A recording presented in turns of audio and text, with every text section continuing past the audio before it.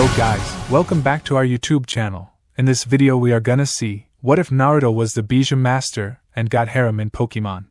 Huge shout out to Demon Dragon's Claw for this story. If you want more awesome fanfiction like this, don't forget to hit that subscribe button. So without wasting any time, let's get into the video. Naruto sighed as he looked out at the ruins of his home, Konohagakure, the village hidden in the leaves. It had been nearly a week since the end of the Fourth Shinobi War, and the end of the shinobi ways. It was also around this time that he had been offered a new life. Flashback. Naruto sat watching in horror. He had just killed Madara and Sasuke and sealed the Geto Mazo into himself, thus transforming him into the new Jubi no Kitsune. However, upon becoming the Jubi, all 9 of the Bijuu were released, including the Reibi, and began to decimate the remainder of the Shinobi Alliance.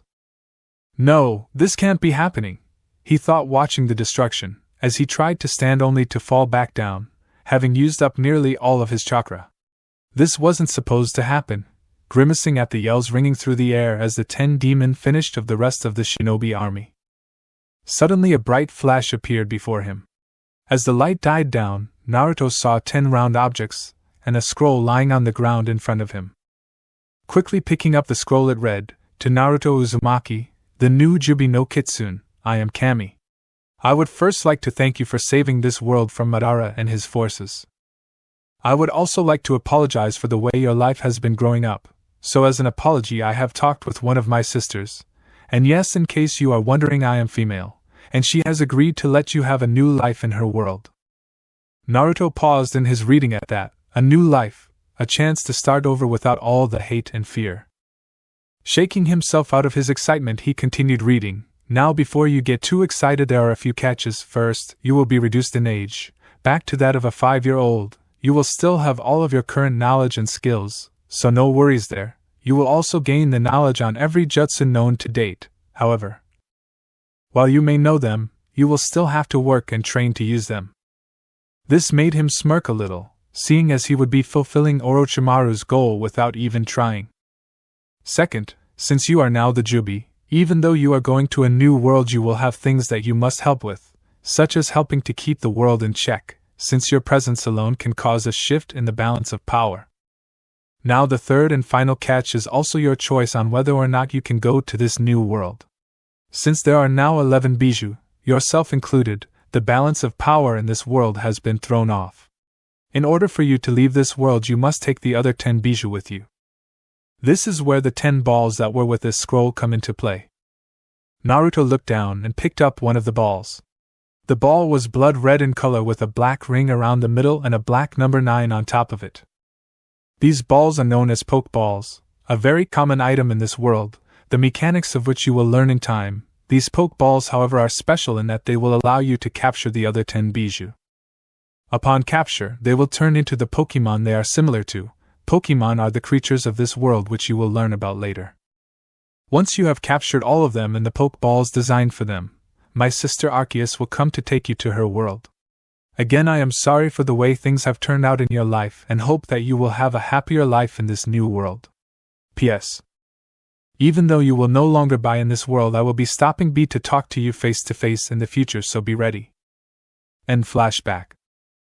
After having read and reread the letter, Naruto had collected all of the Pokeballs and set out to capture the renegade Bijuu, which leads us back to him sitting over the ruins of Konoha, waiting for Arceus to come. After about an hour of waiting, a blinding light appeared before him, and out of the light was what he assumed to be Arceus. "Greetings, Naruto. I am Arceus. It is nice to finally meet you face to face," Arceus said in a light feminine voice. Standing up, Naruto gave a nervous bow. "It's nice to meet you as well, Lady Arceus." "Please, you don't have to call me Lady Arceus. Arceus will do just fine," she said with a small, almost unnoticeable blush on her cheeks. "So are you ready to go?" With a nod of his head, Naruto took one final look at Konoha before following Arceus into the light, ready to begin his new life with the rest of the Bijuu. As the light around him disappeared, Naruto stared in awe at the sight before him. Both Naruto and Arceus appeared on a hill overlooking a wide open field with a lot of different and unique creatures. Naruto assumed these were some of the Pokémon Kami mentioned in the letter, running around or relaxing and enjoying the sun. "Welcome, Naruto, to the world of Pokémon," Arceus said, amused at pure awe-inspired look on his face as he watched the Pokémon. "So this is the Pokémon world," he mused as he watched what appeared to be a rhino made out of rock watching over two smaller rhinos, which he assumed to be its children, as they played. "Only been here about a minute, and I already like this place. So, now that we're here, where to next?" Arceus let out a small giggle at his enthusiasm. "We are going to see a very powerful and influential person who I believe will be able to help us."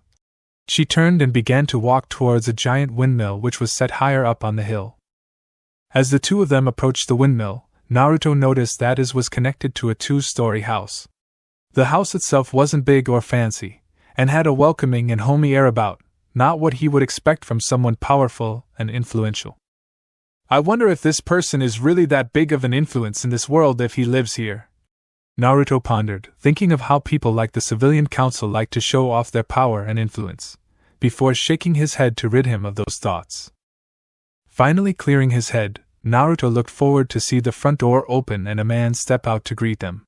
The man, who appeared to be in his late 40s early 50s, was wearing brown pants, a purple shirt, and a white lab coat, which again surprised Naruto.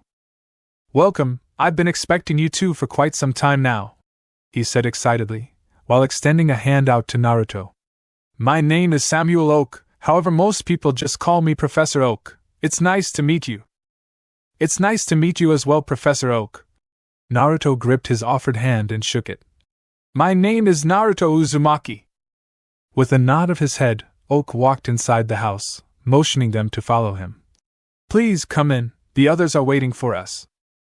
With a confused look at the word others, Naruto followed after him, figuring he'd learn what he meant soon enough.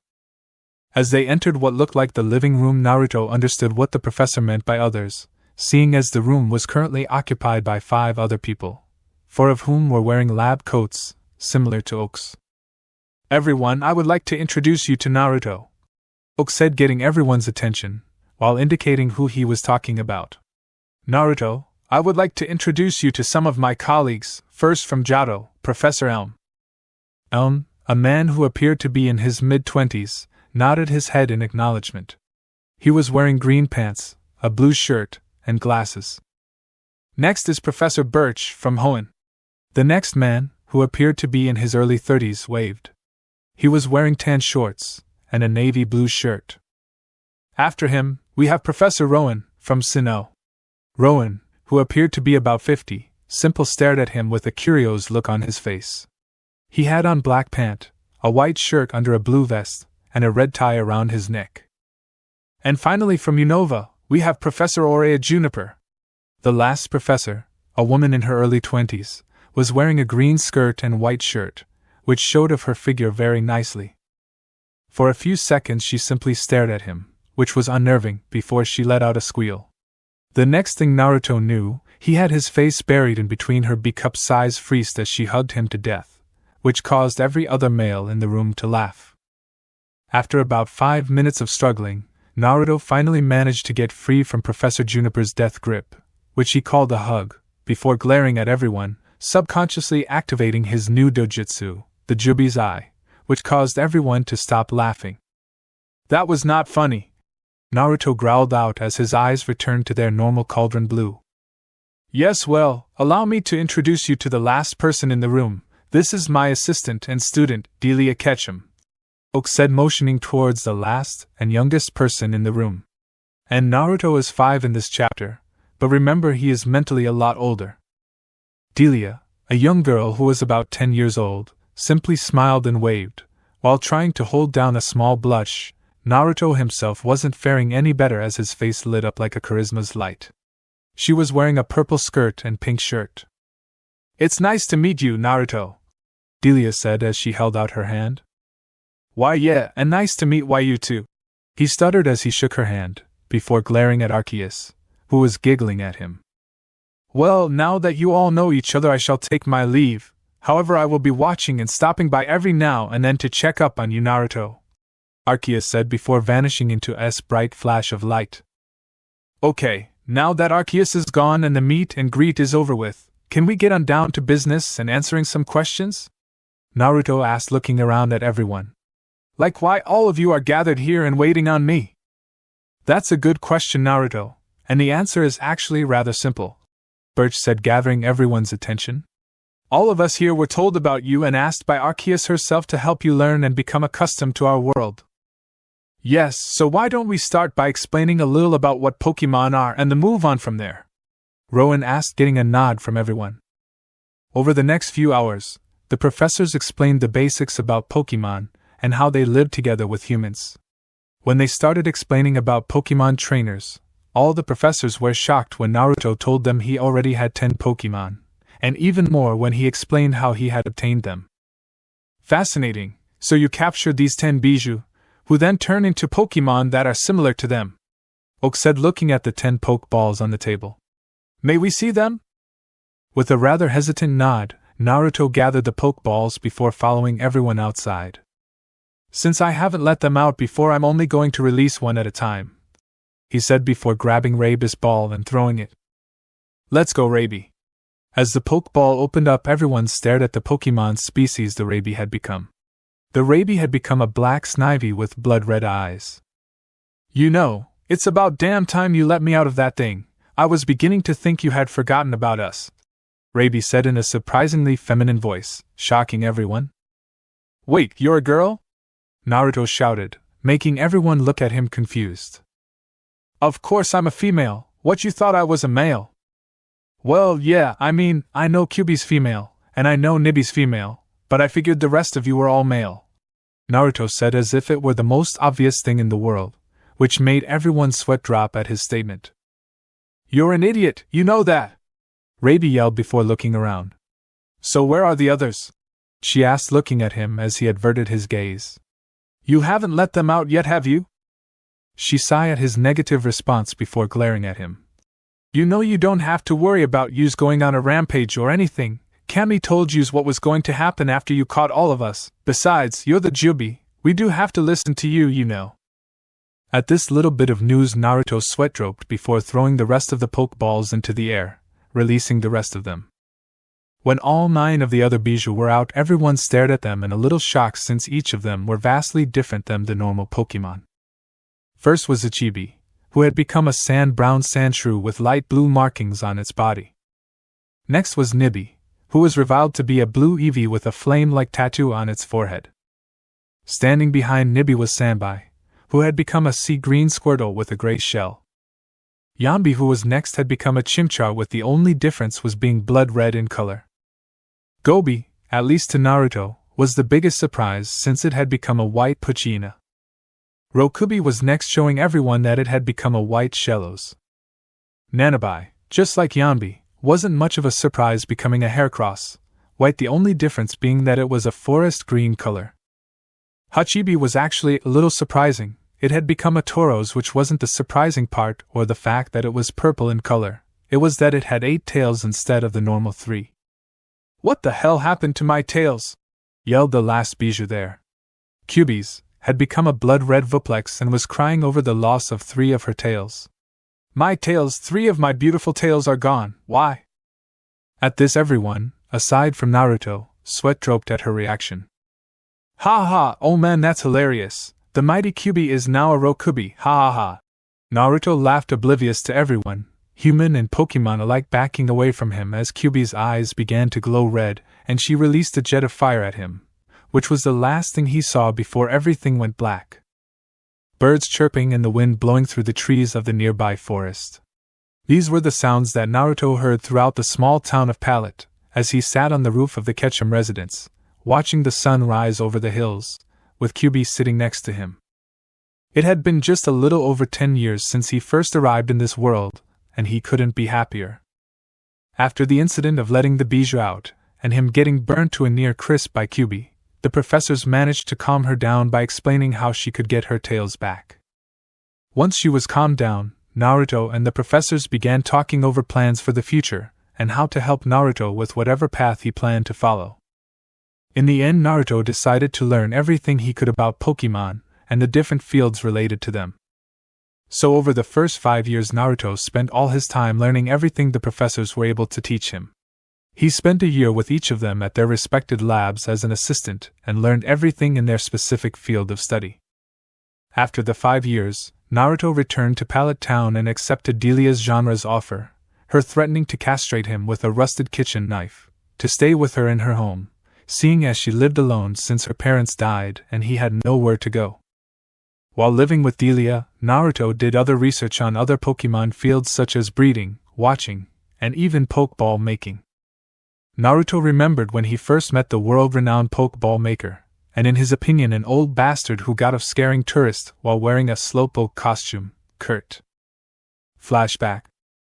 Professor Elm and Naruto had just arrived in Azalea Town, after he had asked the professor how Pokeballs were made, in order for him to learn the basics about making Pokeballs from a man named Kurt, who was apparently an expert in the field. "So, Professor, is this Kurt guy really as good as you and Oka claim?" Naruto asked, looking around and noticing the town was full of slowpoke. "Oh yes, in fact Kurt is probably the world's leading expert in Pokeball making," Elm said cheerfully as the pasta fountain where a slowpoke that was bigger than any of the others in town was apparently sleeping. "Damn, that's one foul-smelling slowpoke," Naruto said, walking by it and catching a waft of it with his enhanced sense of smell, not noticing the tick mark on its forehead indicating it had heard him. "What the hell do you mean foul-smelling slowpoke?" the slowpoke yelled, standing up and marching over towards Naruto. "Are you saying that I stink?" "Well, yeah, if you want to put it bluntly," he groaned out from behind his hands as he tried not to pass out from the smell. "You smell like shit that's been out in the sun all day." "Why, you little brat, how dare you speak to me like that?" it yelled as it threw of its head to revile an old man. "Don't you know who I am?" "Hello, Kurt, it's nice to see you again," Elm said to the man, making Naruto's eyes grow to the size of dinner plates. You're Kurt?" Naruto gaped while pointing at the man in front of him. "Of course, I am known far and wide as the world's foremost Pokeball expert, Kurt." He struck a pose in front of a setting sun while surrounded by slowpoke. At seeing the pose in the sunset, which were eerily similar to that of two men in green spandex and a white-haired old pervert, Naruto walked over to the nearest tree and began banging his head against it in order to try and get rid of the horrible memories. Flashback end. After knocking down 3 trees, and a bit of convincing, Naruto was able to learn the basics of how to create a regular Pokeball. Naruto was suddenly brought out of his trip down memory lane when a loud cry was heard through the baby monitor he had brought with him outside. Without really trying, Naruto slid down the roof and crawled through an open window into a room with a crib against the wall. With ghost-like steps, Naruto moved over to the crib and slowly picked up the wailing bundle that was inside. There, don't worry, Ash, Daddy's here," he cooed as he carried Ash down to the kitchen where Delia was making breakfast. Delia, who had been making eggs and waffles, turned to the sound of her crying bundle of joy, at least in her opinion, with a smile before moving to take him from his father's arms. It had been a little over 2 years when Delia had found out she was pregnant. Flashback. It was just a little past 8 on the night of October 10th, and all 5 of the professors were gathered at the Ketchum in order to celebrate Naruto's 13th birthday in this world. "Here's to Naruto, happy birthday my boy," Oak toasted as he raised his glass in the direction of the 13-year-old Jubi. "Cheers," everyone yelled, raising their glasses in the direction of the resident Bijuu, who had tears in the corner of his eyes. "Thank you everyone, this really means a lot," he said, whipping the tears away. Everyone had a small sad grin on their faces at his reaction. He had told all of them about his life as a shinobi and before that, and to say they were angry was like saying the sky was blue, a big understatement. By the end of his tale, he was openly crying in between both Juniper and Delia, both of whom were hugging him for dear life. "It's no trouble, Naruto, just remember, all of us will always be there should you need us," Rowan said before finishing his glass of wine. "I know, but still." He was cut off from his sentence, as Delia kissed him in order to make him stop. As they released their embrace, Juniper pulled out a new bottle of sake. "Well, now that the depressing mood's gone, how about we open my present and go a little wild?" With a cheer all around, they opened the bottle before everything went black. Flashback end. The next morning Naruto had woken up with Delia, Juniper, Nibby, and Kyubi, the last two still being able to take on a human form from when they were in their previous world. A week later they had found out Delia was pregnant, which shocked everybody, but none more so than Delia, since she was told earlier that year that she could never have kids. Naruto simply smiled at his family, before remembering what he was planning to do within the coming years. Delia, there's something I want to talk to you about. This caused her to look at him with a curious look on her face. You're finally planning on leaving, aren't you? It was more a statement than a question. Yes, after Ash's 5th birthday I plan on going and seeing all that this world has to offer. A small weight seemed to hang in the air as he waited for her response. I knew you would leave sooner or later, and I'm glad it's later. But what are you going to do when you leave? Are you going to challenge gyms or contests or something else? She asked in one breath, causing Naruto to sigh in relief.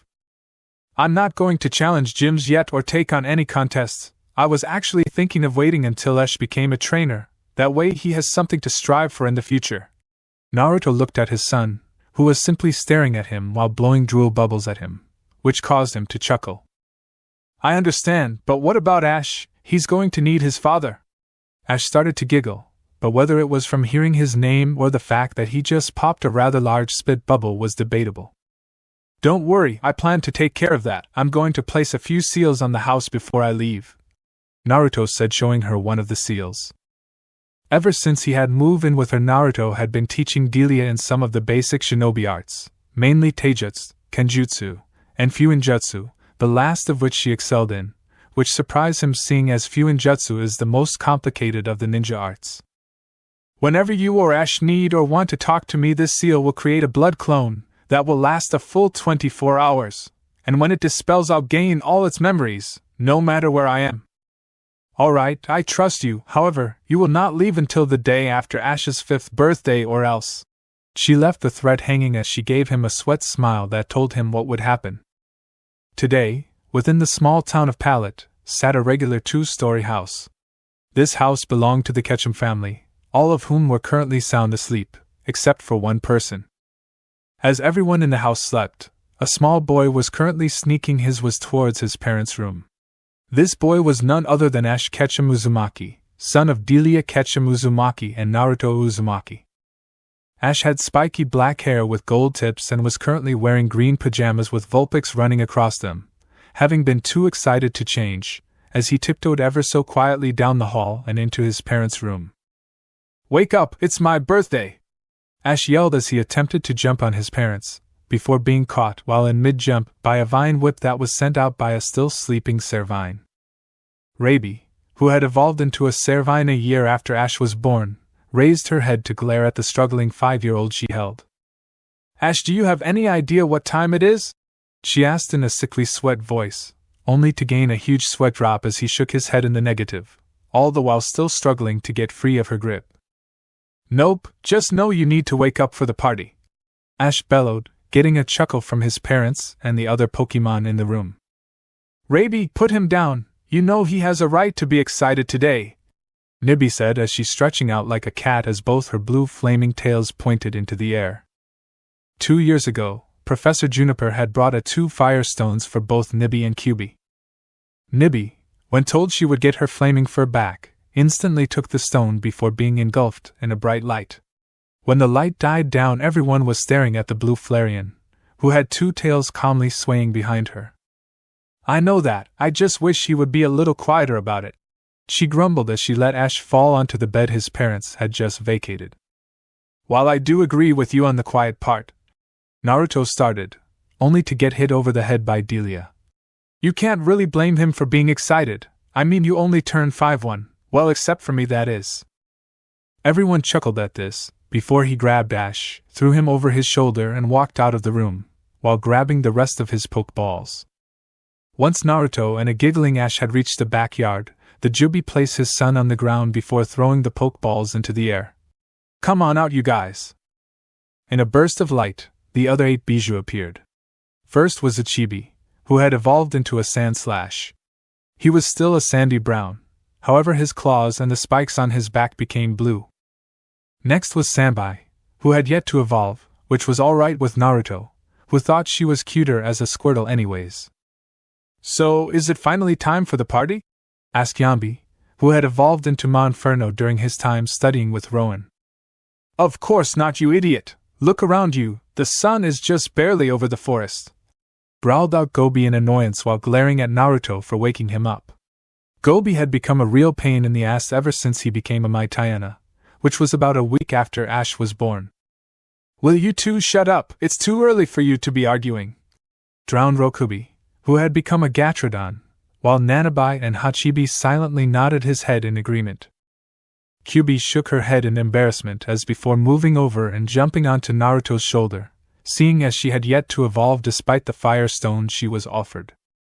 It was a real shock to everyone, when after seeing Nibi evolve, Kyubi refused the stone, saying she would only accept it after her first gym battle and contest, which she had threatened Naruto into participating in after they left. She had also made it clear that only she and Sanbai would be traveling with Naruto, seeing as they were the only two who have yet to evolve. A few hours later, in which time Naruto had gone to get Elm, Birch, Rowan, and Juniper from the airport while Delia, Oak, and his daughter Daisy set up for the party, during which time Ash and Gary played with the Bijuu. Naruto had met Daisy about a month before his 13th birthday. Their initial meeting happened when Naruto saved her from some thugs that were trying to rape her. After he had saved her, as a thank you, she had taken him back her house for the night, never expecting to really see him again. Imagine their surprise when, a week later, she went to tell her father she was pregnant only to find him talking to the man that had saved her and was reason she was pregnant, and Delia and Daisy are the same age. Naturally, when both Delia and Juniper found out about this, they both chased him all over Pallet Town before he told them about the CRA from his world and how it applied to him. Now isn't this fun, a nice little party with just the family? Naruto must as he watched Ash and Gary play while he had his arm around both Delia and Daisy's waist. You're right, however I don't think it will always be this small, after you leave, Juniper said as she leaned on him with his head in between the soft pillows she called Freest. After having explained the CRA to them, all three women agreed to it, but Madhim agreed to talk to both Daisy and Delia when it came to adding another woman to their family, seeing as Juniper was almost always busy with her work as a Pokémon researcher. As the party began to wind down, the professors, except for Juniper, had decided to leave, after seeing Ash open the presents from them and also wishing Naruto luck on his Pokémon journey. So do you have everything ready to go?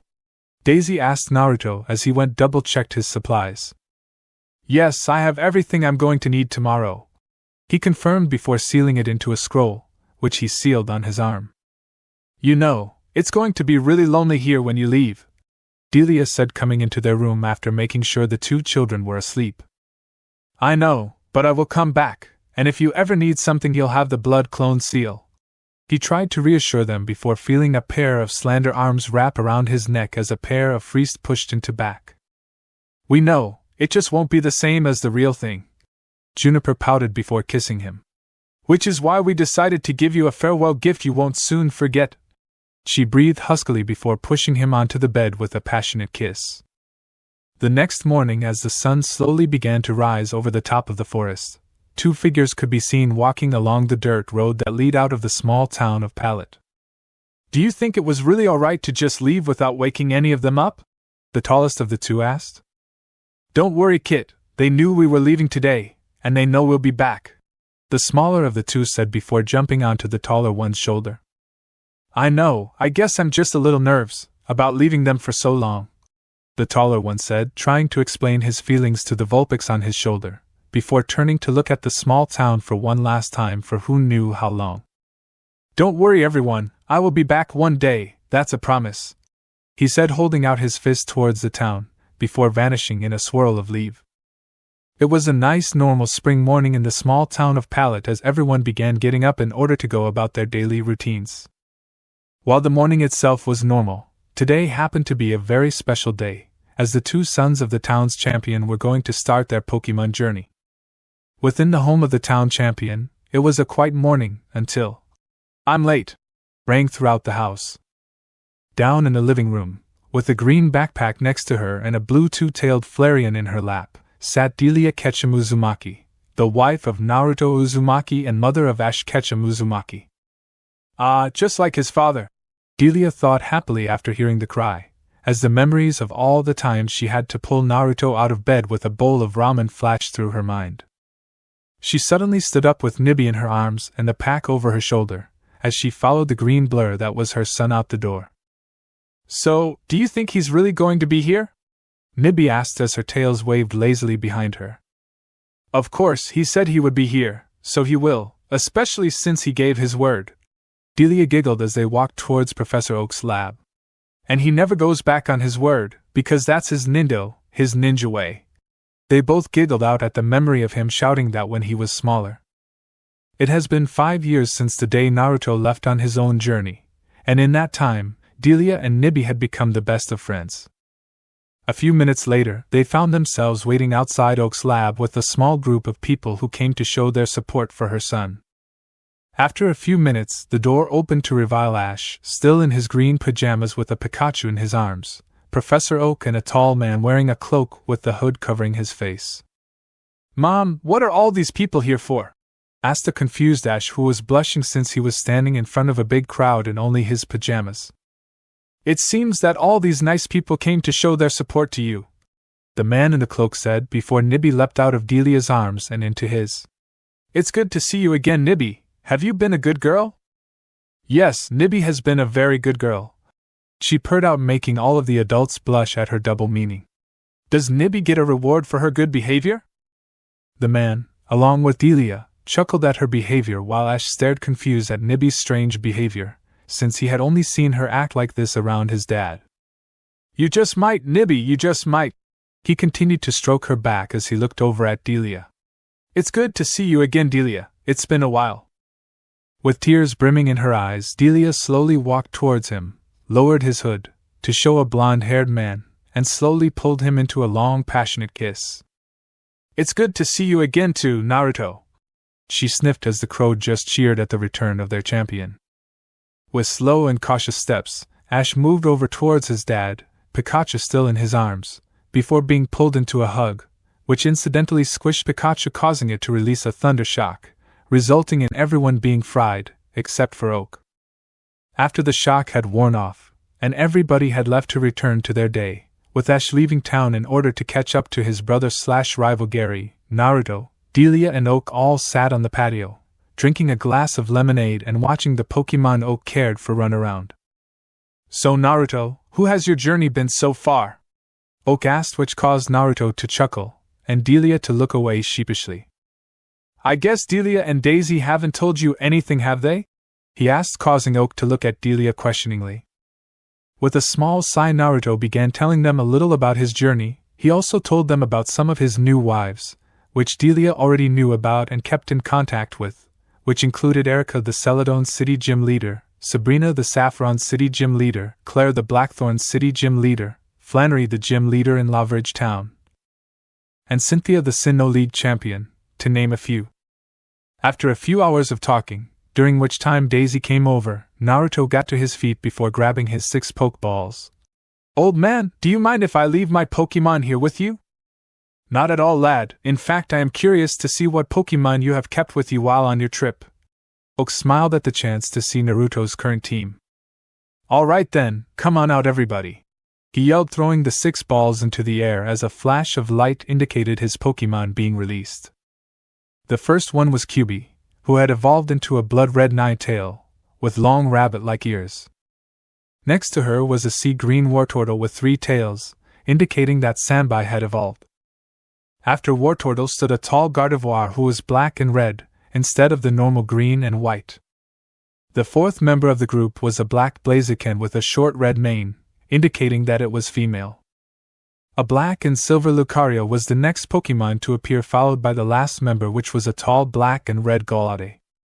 Everyone, I would like to introduce you to my team. You already know Kyubi and Sanbai, the Jubi said as the 2 mentioned Pokemon moved over to sit next to their sister, Nibi. Next we have the twins Gardevoir and Golade. Both Pokemon nodded their heads in greeting. After that we have both Blaziken and Lucario, who make up the rest of my team, he said as both Pokemon bowed in greeting. My word, this certainly seems like a powerful team you have here, Oak said as he walked around and studied each of the unique Pokemon before him. Yeah, well, I was hoping that you could look after them all for me, Naruto said, causing everyone to look at him for a reason behind this. Well, you see, since I'm going to be going after gym badges and competing against Ash and Gary, I figured I would only be fair to start off with empty. That way I can be on the same level as both of them and make it a little even. With a nod of understanding, Oak agreed to watch his Pokémon before he kissed all of his girls, which included Delia, Daisy, Nibby, Sanbai, Kyubi, Gardevoir, Blaziken, and Lucario, grabbed his bag, and headed out the door in order to catch up to both of his sons. As he was walking down Route 1, Naruto was enjoying the fresh air, before looking up and seeing Hove flying across a rainbow. With a small smile, he continued to walk forward before out of the bushes in front of him stepped a white female Nidoran, which surprised him. So with a small grin on his face, he pulled out one of his hand-crafted moon balls and threw it at the unsuspecting Pokémon. As soon as the ball hit, it sucked the Nidoran inside with a red stream of light, before closing, dropping to the ground and shaking a few times before coming to a stop. Well now, it looks like things may start getting interesting around here, he said as he picked up the Pokeball and continued on his way toward Viridian City, in hopes of catching up to Ash. Naruto calmly walked through the Viridian Forest in hopes of catching up with his son Ash. Earlier that morning, just as the sun was coming up, Naruto arrived in the big city of Viridian only to find that the Pokémon Center had been destroyed. After hearing that a boy with a Pikachu was the cause of the destruction, Naruto face-faulted, knowing that it was Ash, asked for the direction that he headed for and followed after him. Man, this is going to be a pain, Naruto muttered silently, having caught up to his youngest son and watching him stare down a cater pie. At least he seems to have himself a girlfriend with him. He giggled perversely, before pulling out a notebook and beginning to write. After a little begging and a bit of sex, Naruto was finally able to convince Kami to allow him to talk with Jiraiya and get his work on the Ika Ika series in order to continue the book series in his name, Ika Ika Pokemon World Tour. Surprisingly enough, the book series became a bestseller in under a week and sold over 1 million copies worldwide, making him one of the richest men in this world. You know, it's not nice to spy on people, said a seductive voice in his head as a familiar weight pressed into his back. If you really wanted material for that book of yours, you could have just asked. I could have, but you weren't around at the time I started writing. He smirked, turning around to find a woman with long pink hair that fell down her back and covered her firm fast with a small patch of pink hair just above her beep and 2 strands over her shoulder covering her friest. And for her human form, just think of Outer Mocha from Rosario plus Vampire. You know, all you have to do is call my name? She asked as she pulled him into a kiss while slowly grinding him. I know that, Mew, but I also know that unless I capture you, you have your own duties to perform in the Pokemon world. He gently grabbed her ass and squeezed, getting a soft moan in response. Well then, let's make this simple. She stepped away before turning back into her Pokemon form, psychically grabbing an empty Pokeball from his belt, and entering it without a fight, officially making her Naruto's Pokemon. Naruto face-palmed at her action before picking the ball up and looking back towards his son, only to notice he was gone. Damn it, Mew, you made me lose track of Ash. He sighed at the small giggling in his head. Maybe you should stop worrying about finding your son and worry about helping me get rid of the itch between my legs, she said, coming out of the Pokeball in her human form and pushing him against the tree in a heated kiss. After getting cleaned up, Mew turned into her Pokemon form while Naruto turned into a white fox, resembling a Ninetales with an extra tail, and raced after Ash, after a quick round in their second form. As night began to roll around, they found Ash and the girl traveling with him, camping out around a fire in a clearing with a tree trunk in between them and Pikachu and Caterpie sitting on the trunk. Well, isn't this a pretty sight? Naruto said as he slowly walked out of the bush, catching the 2 trainers' attention. Wow, a talking Ninetales, Ash said, surprise causing Naruto, and Mew, who was floating above him, to face fault. Are you completely stupid or are you doing that on purpose? Mew yelled while Ash rubbed his head sheepishly. I think he's doing it on purpose, just to piss me off. The fox growled before shooting a jet of flames at him. As the flames died down, a black and charred Ash fell backwards, releasing a puff of smoke out of his mouth. Wow, what a cute Ninetales! The girl cried out as she started scratching Naruto's ears, causing him to purr. Do you know who this Ninetales belongs to? She asked Ash, who was sitting and staring at the scene confused. Yeah, he belongs to my mom, he said, causing the girl to pout. Seeing as how he's my dad. At that the girl, who had orange hair, was wearing a yellow tank top and blue shorts with red straps over her shoulders, stared at him as if he was stupid. How can a Pokémon be your dad? Well, you see, I'm not really a Ninetales, the fox said, getting out of her grasp before changing into his human form and surprising her. The name's Naruto Uzumaki, and you would be? My name's Misty, I'm a water Pokémon trainer, she said proudly. So any reason a cute girl like yourself is traveling with my idiot of a son? He asked, causing Ash to face fault at his dad's bluntness. Your idiot of a son destroyed my bike, so I'm following him until he pays me back, she said, half expecting him to protest about following his son. Good, he needs a strong and smart girl around to look after his sorry ass. Arceus knows I won't do it, he said, causing both young trainers to face fault at his statement, while Mew giggled. Well, it seems like he's doing well, Mew said, having turned into her human form, and catching the attention of both trainers and causing Misty to become beet red, seeing as she was naked. Wow, why are you naked? Misty yelled, making Naruto grab his ears in discomfort. You know, you don't need to shout, we're right here, Naruto said, rubbing his sensitive ears. As for your question, what's wrong with me being naked? I'm always naked, Mew huffed in annoyance. The water trainer deadpanned at her casual response before realizing something. Who are you anyway, and when did you get here? Everyone stared at her in disbelief.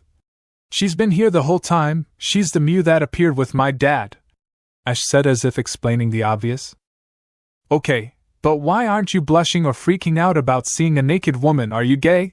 She asked, causing Naruto and Mew to laugh. No, I'm not gay, Ash yelled as his face turned red. It's just that Raby and Nibby walk around the house naked all the time, so I'm used to seeing naked women. The clearing fell silent at his words before Naruto and Mew burst out laughing. Remind me to thank Raby and Nibby next time I call home, Naruto said, standing up. Because now it'll be less awkward when I give you the talk. At this, Ash and Misty both paled at the thought of the talk. That's alright. Rokubi already gave me the talk, so you don't have to. Good, because really didn't want to have to give you the talk, the older man said as he turned to leave. Anyway, I'll be leaving now, and Ash, make sure to use protection.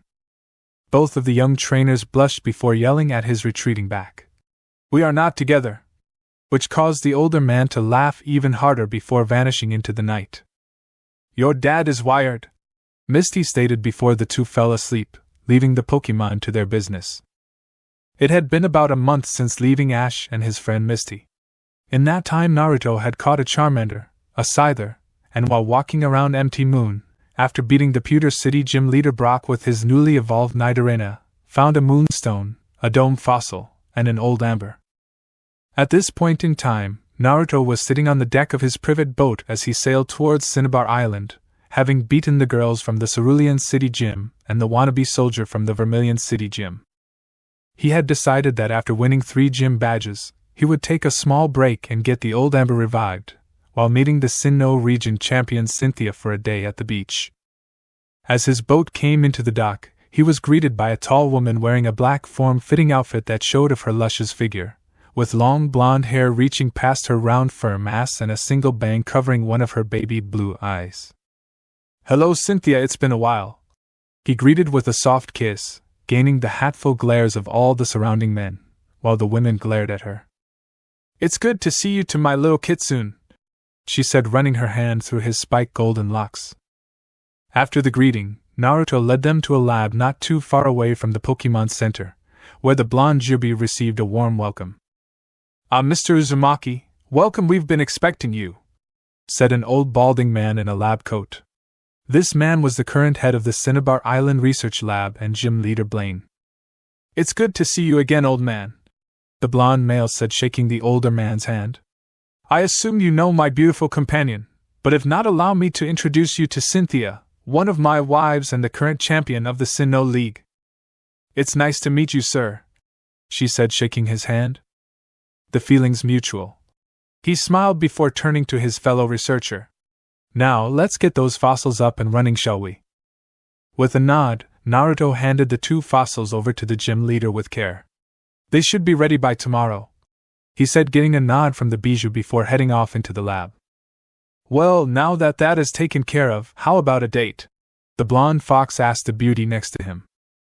Oh, and what did you have in mind? She asked seductively. Well, first I was thinking of a small lunch, followed by a visit to the locale hot springs, followed a bit of training before you leave, he suggested before getting a kiss in return. With a smile on his face, he led her to a small Italian restaurant before they headed to the hot springs and renting a private area.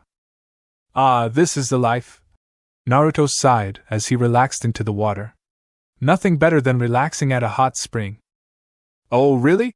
Asked a seductive voice in his ear, causing him to turn around and smile at the sight in front of him. Cynthia was standing there with her arms under her large frieze and was smirking at him with a grin that just told him what was about to happen. Well, aside from you and my other wives, then no. He smirked, quickly putting up a sound barrier so that no one would hear them.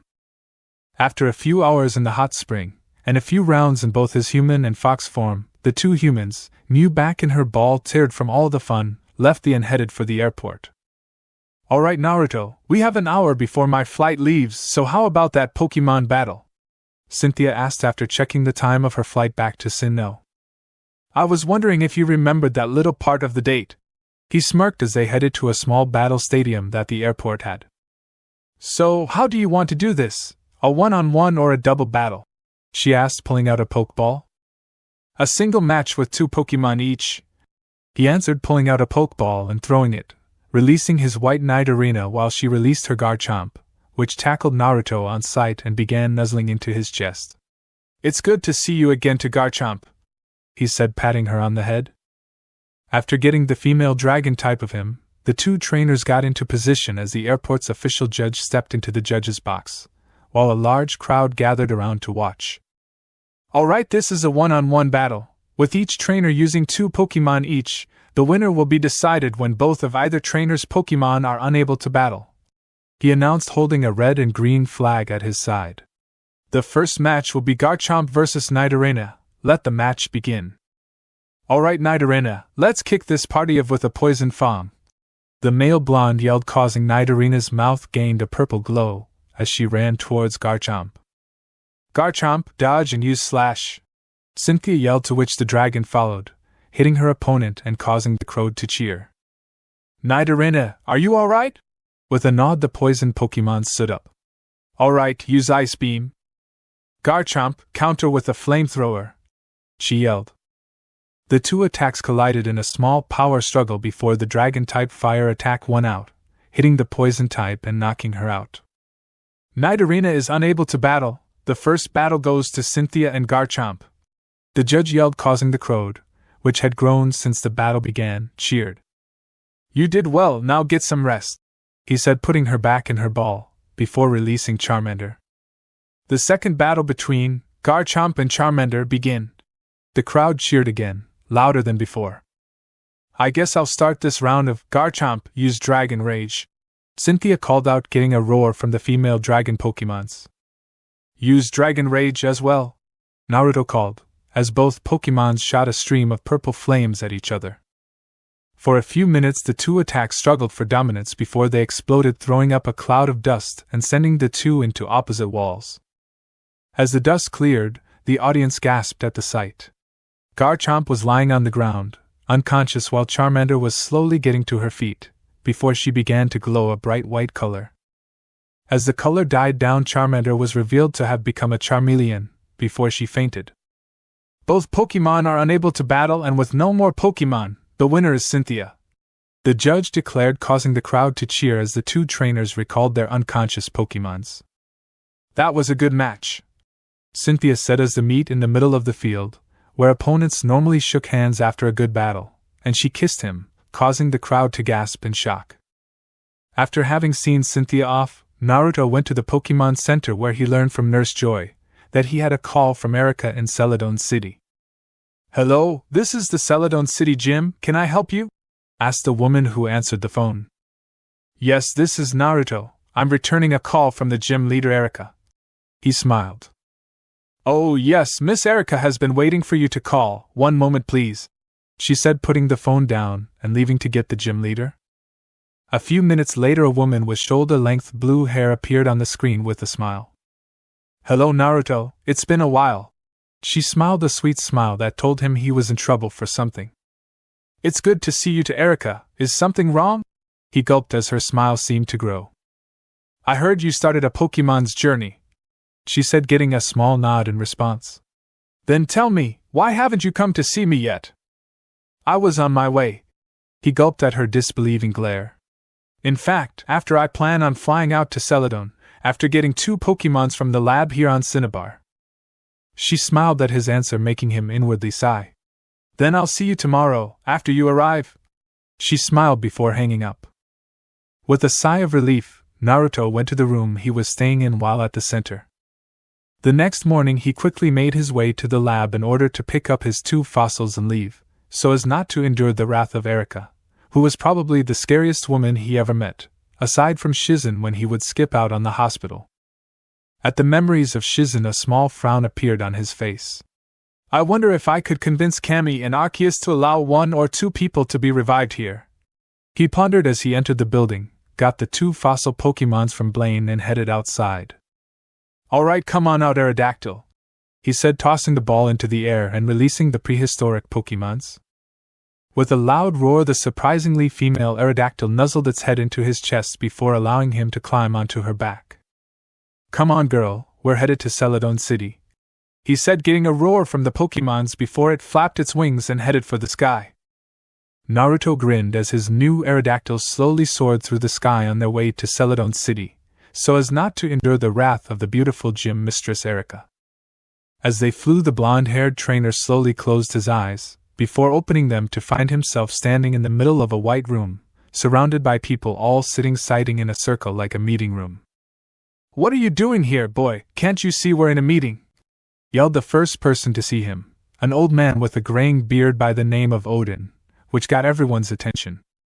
Well, I wasn't informed of any meeting today, so I didn't know, you old ass, the blonde Jubi yelled back, getting giggles from Amaterasu, Tsukuyomi, and Destiny. What did you say, boy? Odin threatened, standing up while Naruto activated the Jubi eyes and glared at him. Enough, said a calm and soothing voice.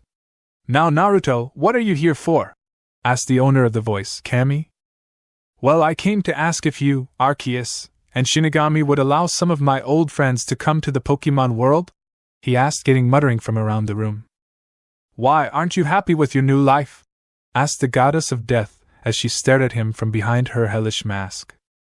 Of course I'm happy, it's just that I would like to see some of them again, and have them in my life again, he said as the 3 goddesses had a silent conversation. A few minutes later, the 3 nodded their heads in agreement before turning to face the young Jubi.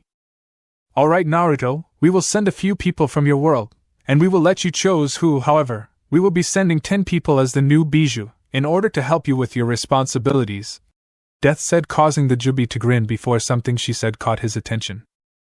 Wait, you said 10, with me being the new Jubi, wouldn't there only be 9? He asked, getting a smirk from Kami. Normally you would be right, however, we are going to make the Kyuubi Jinchuriki before you the new Bijuu. She smiled as understanding appeared on the blonde's face. Wait, you mean? With a nod of her head, Kami waved her arms as 10 people appeared. The first to appear was Amaru, the Rabi Jinchuriki. She had long reddish-brown hair, though she kept it wrapped in a red bandana. She had blue eyes and was wearing a cyan blue gi with a cream-colored vest over it, which covers her cleavage, blue shorts, and dark arm and leg bands. Next was Gaara, the Ichibi Jinchuriki. He had short, spiky, auburn hair and green eyes with tanuki-like black eye rings around them, and the kanji, love, on the left side of his forehead. He was wearing full-length dark trousers, with a pair of laces on each leg, a long-sleeved crimson coat with flaring hemlines on the front and the back, a gray holster vest held in place by a single strap over his left shoulder and by 2 buckled belts which he uses to carry his gourd. The Nibi Jinchuriki, Yujitoni, was next. She had long, straight, blonde hair bound with taut bandages and dark eyes. She wore a short-sleeved black and purple blouse, black pants, purple fingerless gloves, and a chain of white beads wound around her left hand. She also wore bandages around her arms and legs as well as a red belt around her waist. Beside her was the Sanbai Jinchuriki, Yagura. He had a young, childlike face and body structure, a head of messy, light gray hair, pink pupilless eyes, and what seems to be a stitch-like scar running from under his left eye, all the way down his cheek. He was wearing a gray, sleeveless shirt, short-sleeved mesh armor over which he also wears a green poncho along with a turquoise sash around his waist, paired with a green apron over his pants. He wears a pair of brown boots, and on his back he carries a staff-like pole weapon with uneven-sized hooks with a green flower on the larger end. Rashi, the Yambi Jinchuriki, was the person next to appear. He had solid red hair and beard, and was dressed in a long-sleeved purple shirt and pants, with a mesh armor shirt underneath, and brown armor. He also had a large headpiece consisting of a three-pointed crown-like ridge, and a prominent black piece of armor running across his cheeks and the bridge of his nose. The fifth person was Han, the Gobi Jinchuriki. He is heavily armored, with light brown eyes and his armor extending all the way to the bottom half of his face, covering it up. Underneath the armor covering the bottom half of his face, he wears a white cloth which also covers both sides of his face and the top of his head. He was also wearing a red kasa over the white cloth and a black gi, with the sleeves seemingly torn off, and black gloves. He was also wearing a bronze-colored ring around his neck and plated armor covering his arms and torso. Next to Han was Yudakata, the Rokubi Jinchuriki. He was a tall, thin young man with pale golden eyes and black hair that reaches to his shoulders. He was wearing a long, light blue kimono adorned with a small emblem of 3 bubbles on the back, and a pair of black pants underneath, with an orange sash. He was also carrying a bamboo jug filled with a soap solution, and a pipe. After him was Fu, the Nanabai Jinchuriki. She was wearing an orange clip in her short, spiky mint green hair and had orange eyes. Her outfit consisted of a short, sleeveless white midriff shirt with fishnet armor underneath, long white armlets, and fishnet shorts with a short white apron skirt over it, and a cylindrical object in red wrapping on her back. Next to Fu was Killer B, the Hachibi Jinchuriki. He had dark skin and a muscular build, as well as white hair and a goatee. On his right shoulder, he has a tattoo of the kanji for iron, and a bull's horn on his left cheek. He was wearing oval-shaped sunglasses, a one-strap over one shoulder flak jacket, and a long, red rope belt tied around his waist, hand and shin guards, shinobi sandals, and a white scarf around his neck. The last person was none other than Kushina Uzumaki, which caused tears of joy to appear in Naruto's eyes. She had a slender, but feminine build, fair skin, blue eyes, long bright red hair with strands that framed both sides of her face, and a black clip that parts her hair to the left. She was wearing a high-collared, sleeveless blouse under a long, loose-fitting dress. She also wore a dark blue band on her left wrist and pale purple standard shinobi sandals. With tears slowly running down his face, Naruto ran up and wrapped his arms around his mother, who returned the hug with equal strength.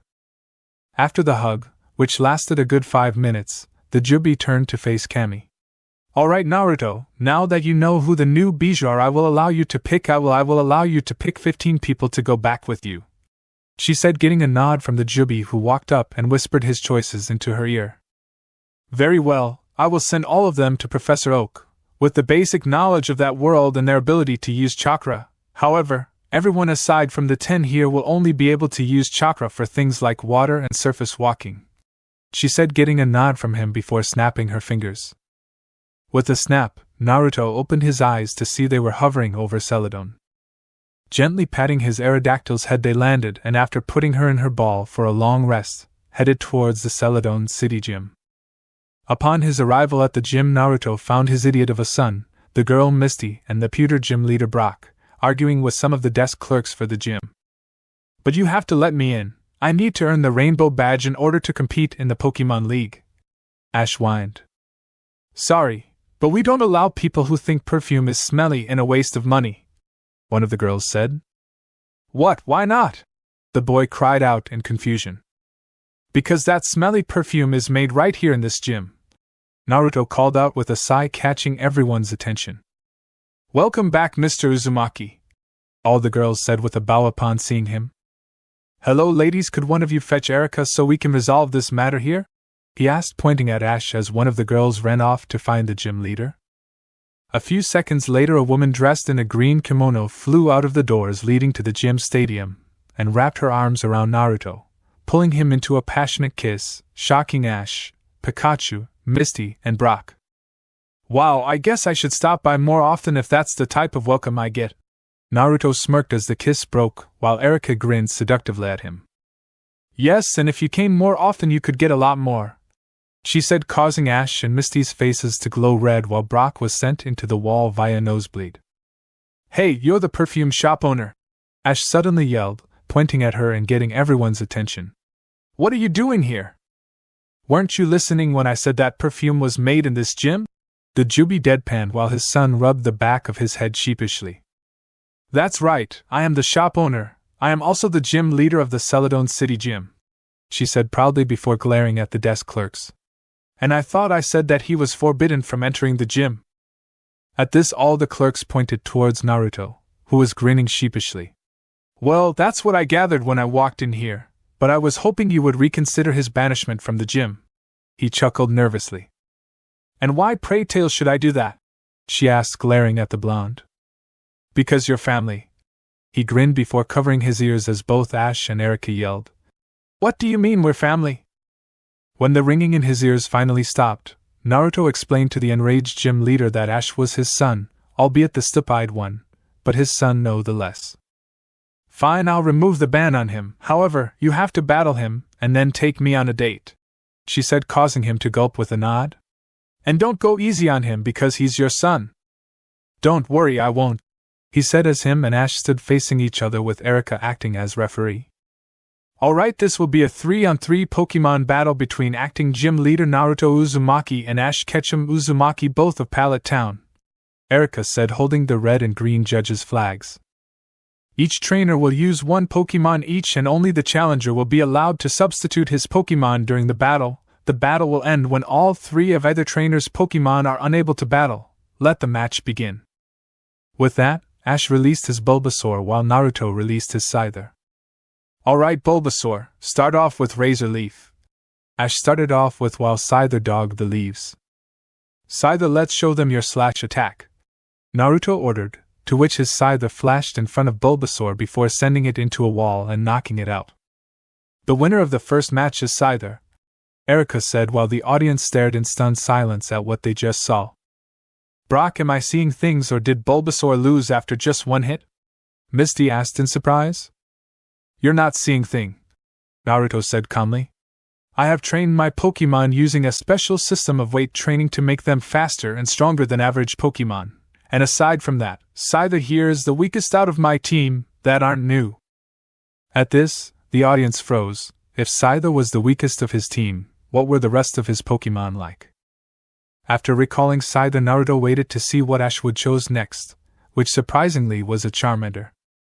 Nice Charmander, Gaki. Maybe this will be a more interesting battle, the Jubi said, tossing out his next Pokémon, which was revealed to be Charmeleon. You have a Charmeleon? Ash asked, surprised as Erika started the match. Sure do, now Charmeleon, use Metal Claw, he said as his Charmeleon's hands began glowing a silvery color as she ran at the Charmander. Charmander, dodge and use Slash, Ash called as the two fire types began a dance of flying claws. For a few minutes the two reptilian Pokémon kept up with each other before Naruto got bored. Alright, Charmeleon, end this match with Iron Tail. Jumping away, the older reptile's tail began to glow a silvery before she swung it at the younger reptile who had jumped after her and sent it into the wall.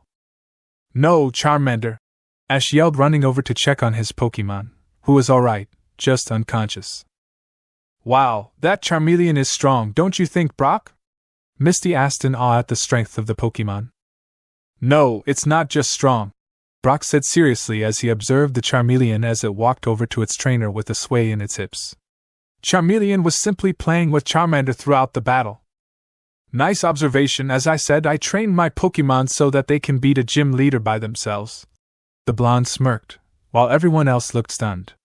So Ash, you still want to battle? Damn right I do, Pikachu, let's go, Ash said as Pikachu ran onto the field while his dad recalled his Charmeleon before throwing a third Pokeball, which released a Nidoqueen, who had evolved from Nidorina the day after he saw Cynthia. Alright, Ash, but don't say I didn't warn you, Nidoqueen used Poison Fang, Naruto said, causing the poison Pokemon to let out a roar while her mouth took on a purplish hue to it. With speed surprisingly fast for its size, Nidoqueen bit Pikachu's tail and started to swing it around. Pikachu used Thunderbolt, Ash said, to which Pikachu released a bolt of electricity, causing Nidoqueen to release it and send it flying into Ash, who caught him as the both hit the wall. You okay, Gaki? The blonde asked, walking over as his son stood up holding an unconscious Pikachu. Yeah, I'm alright, but I guess I lost he said as Erika called the match before walking over and handing them both a badge. What's this for? I didn't win, the young trainer asked, looking at the badge in confusion. No, you didn't, but with the way you stood up to your dad and how you cared for your Pokemon when they were hurt shows that you deserve that badge. She smiled before giving him a small hug. What about me? I haven't beaten you yet, Naruto asked before she pulled him into a kiss. No, but after seeing what your Pokemon could do, I don't want to risk mine, she said with another kiss before offering Ash and his friends rooms for the night. The next morning, after kissing Erika goodbye, Naruto walked with Ash and his friends as they headed up towards Saffron City. Well, that sure was enjoyable, wasn't it? Naruto asked the three kids. At a nod from the three, the Jubi smiled before his cell phone rang. This is the Jubi, talk to me, he said, getting a confused look from Brock and Misty. Naruto, the people Kami sent here are waiting for you, Delia said over the phone, causing Naruto to facepalm. Damn, with all the excitement yesterday I completely forgot, he said before releasing Aerodactyl. Don't worry, I'm on my way right now, so I'll see you in a bit, he said, hanging up, climbing on the back of Aerodactyl, and looking at the three. Well, it looks like this is where we part for now, he smiled. What did Mom want? Ash asked curiously. Well, a few people from my home are here and I forgot about it yesterday, he chuckled sheepishly as Ash's eyes widened. Anyway, since you're headed to Saffron City, a word of warning, the gym leader there is Sabrina, and before you ask, yes, she is one of your mothers, so do not make her mad under any circumstance. At this the three gulped.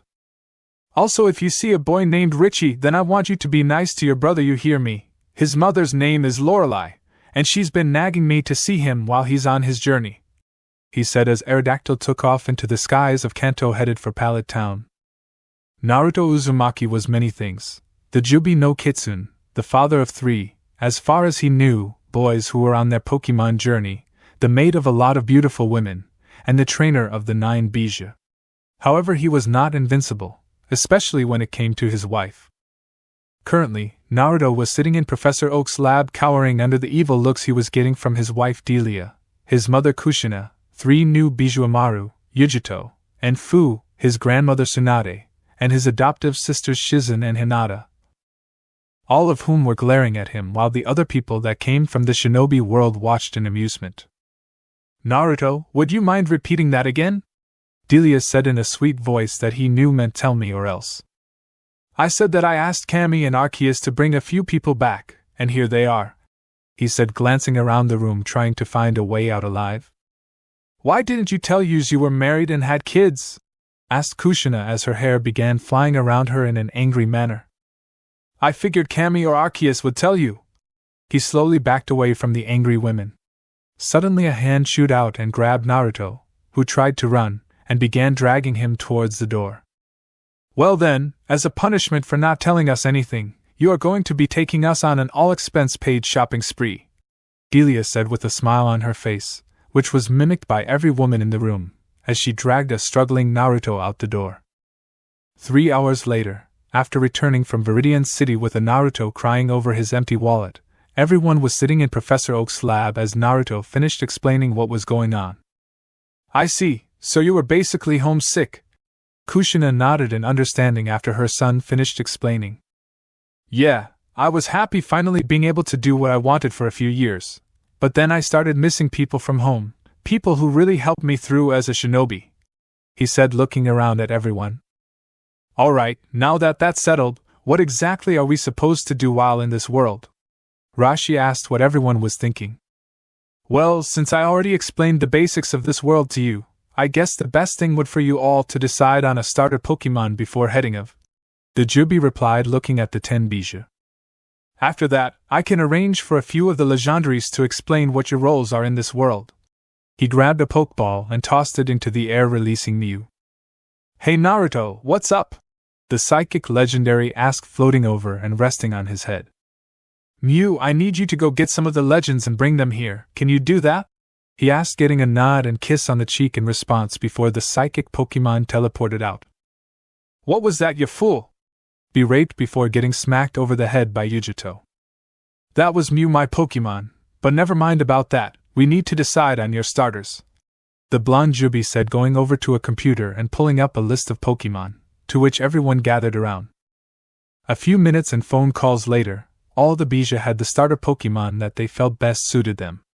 Amaru had chosen a Tynamo, Garrett chose a Trapinch, Yujito a Shinx, Yagura a Squirtle, Rashi a Chimchar, Han a Snover, which surprised everyone, Utakata a Shellos, Fu a Heracross, Bia a Remoraid, and Kushina a Vulpix. After getting the new Bijuu their starter, and introducing them to the legendaries, he waved them off after getting a kiss from Amaru, Yujito, Fu, and Kushina surprisingly, before turning back to face the others. Well, now that they're settled, we can get the rest of you Pokemon. He smiled as the rest chose their Pokemon. Shizen chose a Bulbasaur, Hinata a Horsia, Anko a Snivy, Conan a Ralts, Haku a Sneasel, Kuratsuchi a Magby, Cheyenne a Teddiursa, Mei a Feeba, Mikoto a Cyndaquil, Temari a Tailo, and Tsunade a Slugma. Once everyone had gotten a Pokemon, Naruto kissed Delia, before turning into his fox form and running off at speeds that would put a Rapidash to shame. The next day, Naruto was calmly walking through the eerie town of Lavender, on his way to the Pokemon Tower, when he noticed a familiar group of teens walking around with a red-headed woman, causing the blonde to pale when they began walking towards him. Hey guys, what's up? He asked, nervously ruffling his son's hair. We were about to ask you that, Dad, Ash said, staring at the man, who was sweating like crazy at the smiling redhead. By the way, why didn't you tell me my grandma was a Pokemon trainer? Because your father's an idiot, just like his father before him, Kushina said with a smile. Why are you here, Mom? The Jubi asked with a deadpan expression. Well, after I left, I decided to come find my grandson and spend some time with him. She smiled, getting a sweat drop from the group. Why are you here? Well, I figured that Ash wouldn't beat Sabrina, the gym leader in Saffron, so I figured he'd come here to get a ghost type, he said calmly, before noticing Ash huddled in a corner with a dark cloud over his head. It seems like I was right in that assumption. After getting Ash out of his depression, the Jubi and QB split off from the group of teens and went to talk alone. So, how does it feel to be alive again? He asked as they sat on a bench at a local park. It feels nice, great. I just wish I could have had some time as your mother. She smiled, getting a confused look from the blonde. What do you mean? She had a sad smile gracing her face. You're my mom, what else could you be? Well, you see, when we became the Bijuu, our bond as mother and son ceased to exist. Technically, I'm not your mother anymore. A long pause filled the space between the two for a few minutes. It doesn't matter to me, he said suddenly, getting a hurt look from the woman. Whether we're related by blood or not, you're still my mom, and we'll always be family, believe it, he said, giving her his fox-like grin, as tears began to form in her eyes. Without warning, she grabbed the Jubi and pulled him into a kiss, before crying tears of joy as she pulled him into a tight hug, which he happily returned. For a few minutes the two simply sat in their embrace, before they were brought out of the moment by a small cough. Turning, they saw two people standing behind them with smiles on their faces. The first was a tall red-headed man with green and white strips running through his hair. He was wearing a red traditional kimono. Standing next to him was a woman of equal height with long silver hair and a blue streak running down the middle. She was wearing a silver traditional kimono and giggling at the pair. Ah, that was so sweet, the woman cooed, looking at the man. Don't you think so too? I think it was emotional, he said dully. But I really wouldn't say sweet. At that the woman smacked him over the head. What are you two doing here? The Jubi asked, looking at the two legendary Pokémon in human form. I was bored, so I decided to drag this idiot out for a walk, the woman said with a smile. So you decide to walk in the same park I was in? He asked, looking at them suspiciously. Why do I find that hard to believe, Lugia? Maybe because she sucks at lying. The man deadpanned. Oh, and what's your excuse, ho? She snapped at him. You were as interested to see the new Bijuu as much as I was. So that's why you're here, to meet me? Kushina asked, looking confused. That, and I wanted to spend a little time with Naruto, Lugia said seductively, looking at the blonde as her brother rolled his eyes. How about we spend a little time getting to know each other better? I got to go. Naruto ran off with his face beet red, with the sound of laughter sending him off.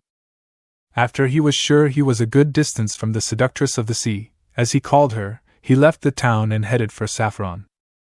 As he was walking along, a blue light suddenly caught his eye.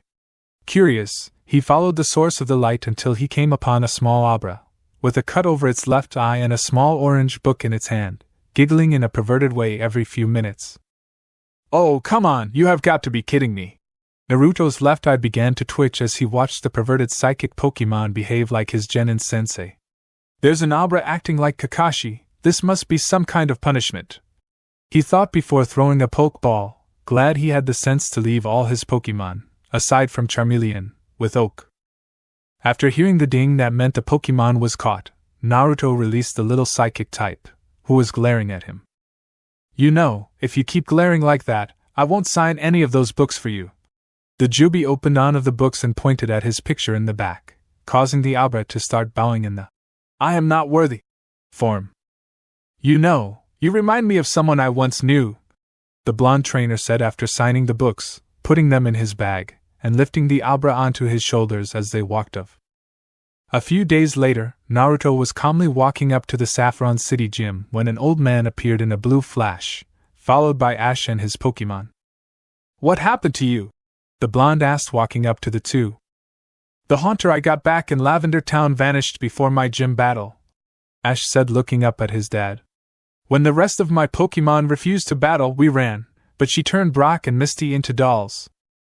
Naruto sighed at his son's stupidity, before looking at the old man he knew was Sabrina's father, who was looking at the two confused. My son, the Jubi said as if it was the most obvious thing in the world, which caused the man to nod in understanding. Suddenly the doors to the gym opened, and out walked a woman with long dark hair wearing a red and black suit, carrying a little girl wearing a white sundress and matching hat. With a quick look around, she noticed the boy who had challenged her but ran away, along with the old man, before her eyes landed on someone she hadn't seen in a while. With a smile spreading across her lips, the small girl vanished as she ran up and threw her arms around Naruto, pulling him into a long, deep kiss. It's good to see you again, to Sabrina, the Jubi said as they broke the kiss. I've been waiting for you to drop by. She smirked before looking over at the boy, who was watching her nervously. But first I have some unfinished business with that boy. Sabrina, what have I said about using your power to intimidate people? He asked, getting her to blush and look away. Especially your son. At this she stared at him as if he were crazy before looking between the two and finally seeing what made the boy look so familiar. He's Delia's son, isn't he? She asked, getting a nod from the blonde Bijuu. With a sigh, she snapped her finger, causing 3 dolls to appear before her, which began to glow and grow in size before revealing 3 people, 2 teens and an older woman. Good, now that that's over with, I would like to challenge you to a gym battle, before taking you on a date, he said, getting a nod out of her, before looking down at Brock and his Abra, both of whom were bowing before him with tears in their eyes. After the idiot moment was over, the group was standing inside the gym with Sabrina facing Naruto. Are you ready for this? She asked, releasing her Kadabra. You bet. He was tossing his Pokeball in the air. I'm just glad I had this beauty sent to me. He threw the ball over the field, releasing a blood-red Ninetales. You brought QB, what were you thinking? Ash yelled at his dad, remembering stories about QB that the other Bijuu Pokemon would tell him as he was growing up. I was thinking she could use the exercise. He smiled, dogging the jet of flame she sent at him. Besides, QB's my partner, so we should stick together like we always have. Ah, I had no idea you felt that way about me, Kyubi said, going to stand next to the Jubi, chalking everyone who didn't know she could talk, which meant everyone aside from Ash and Sabrina. Well, if you win this battle, I can show you and Sabrina how I really feel. He smirked, getting a blush out of all the females in the room and a perverted giggle out of the males, minus Ash, which included Abra, who had gotten out of his ball again. Well, if that's your price for winning them, what are we waiting for? She asked as she became more feral. Let's go wield. With that, the battle began. With shocking speed, Kyubi used the Shadow Clone Jutsu to surround Kadabra before they jumped into the Inuzuka's Gutsuga. Upon seeing the danger headed for it, Kadabra teleported out of the way, and continued for a few minutes before catching Kyubi and her clones in a psychic attack. Alright Kyubi, try water style, raging waves, he yelled, getting shocked expressions from the crowd as all the Kyubis hit Kadabra with jet of water, which caused the psychic to release his hold on the vixen, but also dispelled the clones. Kadabra, quick, use Psybeam! Sabrina yelled as the smoke from the clones clears and she sees Kyubi charging a black ball in her mouth. Before Kadabra could follow through with its trainer's order, it teleported out of the way of the blast Kyubi released, which completely destroyed the far wall of the gym. I surrender, Sabrina said quickly as the smoke from the blast cleared and half of the gym, which wasn't occupied by anyone, was destroyed. Well, not really the way I wanted to win, but I guess it's better than nothing. He chuckled nervously as Sabrina handed him the badge, before dragging him through the door to her room, with Kyubi following, a seductive grin on her face. It was a warm and sunny day. The clouds were drifting lazily through the sky, and Naruto, Kyubi, Kushina and her Vulpix were currently running through the safari zone, laughing their heads off as Ash, Brock, Misty, and Richie ran behind them with a herd of angry Rhyhorn after them. Flashback. After leaving Saffron City and a very satisfied Sabrina, who gave Ash a badge with a look of pure bliss in her eyes, the group of 4 traveled until they came across Kushina battling a boy with a Pikachu. The boy was wearing green pants and matching shirt, a dark green vest, black fingerless gloves, a blue hat and purple backpack. Quick Sparky, use Thunderbolt! The boy yelled, only for his Pikachu to be sent into a tree by Kushina's Vulpix. No, Sparky! He called, rushing over to the downed Pikachu. Let that be a lesson to you, Kushina said, recalling her Vulpix. You don't call your grandmother a liar when she meets you for the first time. But you can't be my grandma, my dad doesn't have any family, the boy said, holding his Pikachu and staring at the woman. Well, now that hurt, Naruto said with a fake pout on his face as the 4 watching the battle walked up. I have plenty of family, Richie. Just because you don't call often enough to learn about them doesn't mean I don't have any. Richie was stunned to see his dad standing before him with some other kids before he was pulled into a headlock along with the black-haired boy about his age. Ah, it's so good to have both my boys together. Now if only Gary were here, then it would be a party, the Jubi said, causing the boys to stare at each other before fainting from lack of oxygen. Flashback end. After waking both boys up and doing a big introduction between the group, the party of 6 headed for the Safari Zone, where Naruto taught Kushina how to turn into a Ninetales, which she mastered very quickly, before shooting a flamethrower and accidentally hitting a Rhyhorn, which called for help, leading to their current situation. Now isn't this fun, some real old family bonding? Naruto shouted, getting a happy nod from the 3 running next to him and a yell of terror from behind him. An hour later found the 4 young trainers panting and holding their sides as they leaned against the wall of the park ranger station. You know, that was fun, we should do it again sometime. Kushina smiled, getting a groan in response from the teens. You know, if you don't to run like that, you could have just gotten out of the way of the herd. She huffed, only to get 4 thuds in response, as the teens face planted for not thinking of that earlier. Shaking their heads at the kids, the 2 Bijuu returned to their human form and recalled their respective vixens to their balls before looking at the kids. You guys should work out more if you're tired from that little jog, Naruto said, getting murderous looks from the kids. Are you crazy? You call that a little jog? They yelled, only to face plant again at the happy nods they received from the 2 Bijuu. With a smile on his face at spending time with his sons, Naruto wrapped an arm around Kushina's waist before vanishing in a swirl of flames, only to reappear next to Mikoto, who was sunbathing on a beach on Valencia Island next to Felina Ivy. Hello ladies, how are you this fine afternoon? Naruto asked, kissing each of them on the cheek. Both women were wearing string bikinis in their respective colors, red for Mikoto and blue for Ivy. We're good, but I could use some suntan lotion on my back. Ivy untied her top and passed him the bottle of lotion. Alright, do you need any, Mikoto? She nodded and untied her top while he created a shadow clone. I would prefer something a little different on me, Naruto. A seductive voice whispered into his ear as a pair of soft, firm fleece pushed into his back.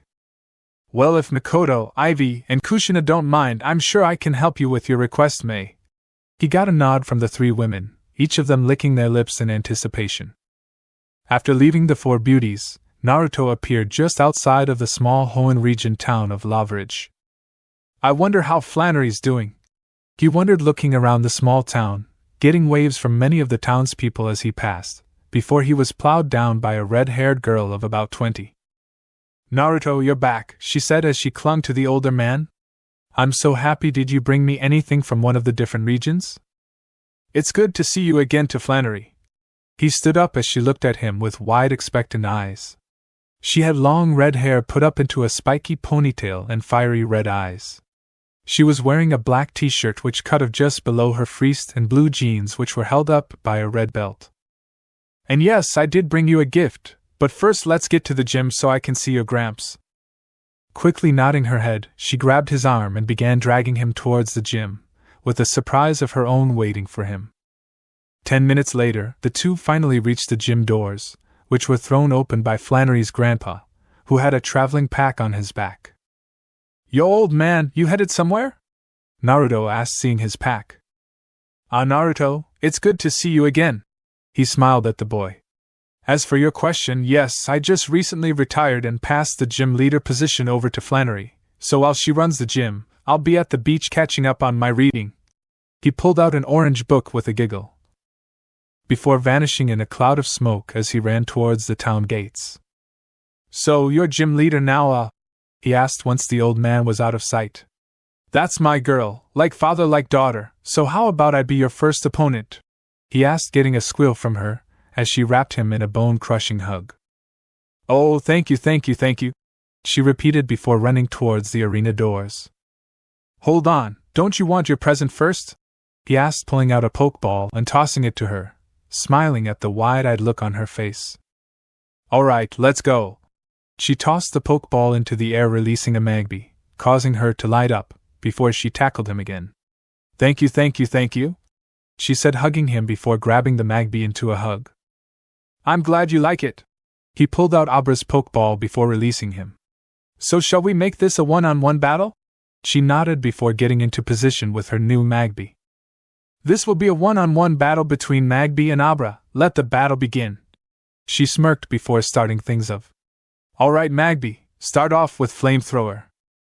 Dojut Abra and use Psyshock. Abra teleported out of the way before firing a psychic blast at Magby. Counter with another Flamethrower. The jet of orange flames collided with the psychic blast, struggling for dominance before exploding, sending both Pokémon into the wall. Well, it seemed like this match is a draw. The Jubi walked over and picked up the Abra. Good work, Abra, and as a reward I'll let you proofread my next book. Suddenly Abra began glowing, evolving into a Kadabra, which began bowing to the blonde, getting a laugh out of his adopted daughter, who was holding her new Magby. The next day, after spending time with his daughter, Naruto headed for his last 3 gym badges, after dropping all of his Pokémon, except Charmeleon, at Professor Oak's lab. Naruto was in a bad mood, the reason he was standing in a crowded Pokémon Center along with about a dozen other trainers, and he had just been told that the ferry he was supposed to catch to some island called New Island, where he, and apparently everyone else in the center, had been challenged by the world's greatest Pokémon trainer. Alright, this is becoming a pain in my ass, Naruto thought to himself, as he, along with a few other trainers, which included Ash and his friends, Richie, and surprisingly enough Gary, left the center and headed for the docks. Upon reaching the docks, Naruto watched as the trainers released their Pokémon, a Gyarados, a Pidgeot, a Dugong, a Fearow from Richie, and a Blastoise from Gary. Alright guys, let's use our Pokémon to get to that island, Ash said excitedly, only to be brought down by Misty, who reminded him that their Pokémon weren't strong enough to survive in these waves. Shaking his head at his son's stupidity, Naruto pulled out a Pokeball and threw it into the air, releasing Sanbai, who had evolved into a Blastoise. "Alright Sanbai, let's go, we need to get to this island and fast. Something about this storm doesn't feel right and I'm betting we'll find the source on that island." With a nod of her head, Sanbai dove into the water, before glowing. As the glowing died down, the three trainers, who had seen the light, stared at the Blastoise that was now the size of a wild orb. "Are you three coming or not?" he asked, looking over at Ash and his friends.